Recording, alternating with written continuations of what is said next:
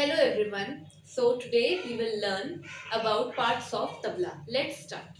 ये वाले तबले का जो ये छोटा तबला है इसको हम बोलेंगे दायां। ठीक है, मतलब कि राइट वन। ये जो है, जो थोड़ा बड़ा है तबला, उसको हम बोलेंगे बायां या फिर डग्गा।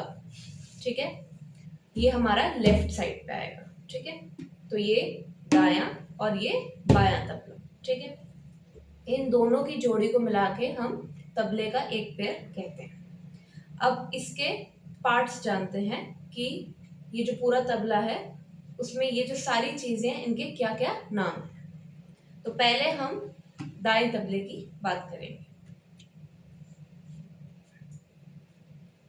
तबले का जो ऊपरी हिस्सा है, द ब्लैक वन, इसको हम बोलेंगे स्याही। क्या बोलेंगे? स्याही।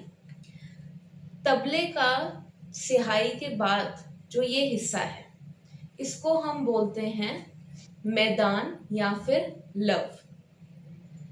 इसके मैदान के बाद जो ये हिस्सा है सारा, इसको हम बोलते हैं किनार या फिर चंड। ठीक है, ये जो आपको ये वाला पार्ट दिख रहा है इसको हम बोलते हैं गजरा। ये वाला, ये सारा है गजरा। ये जो स्ट्रिंग्स आपको दिख रही हैं इसको हम बोलते हैं बद्धी। क्या बोलते हैं? बद्धी। ट्यूनिंग के लिए तबला जब ट्यून करते हैं तो हम गट्टों पे आघात करते हैं। ठीक है, ये क्या है? ये गट्टे हैं। ठीक है,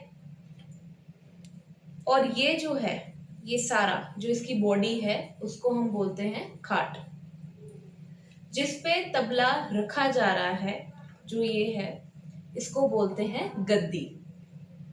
तो ये था हमारा दायां तबला। अब हम बात करेंगे बाएं तबले की, जिसको हम बोलते हैं डग्गा। ये जो है, ये डग्गा या फिर जिसको हम बायां बोलते हैं। ठीक है, सेम लेबलिंग जैसे आपको दाएं में बताई है वैसे ही इसमें भी है। ये जो है, ये स्याही। स्याही के बाद आएगा हमारा मैदान, जिसको हम लव भी कहते हैं। और मैदान के बाद ये जो हिस्सा है उसको हम बोलते हैं किनार। ठीक है, अब उसी तरीके से ये वाला जो चीज है इसको हम गजरा कहते हैं, और ये जो स्ट्रिंग्स हैं वही बद्दी।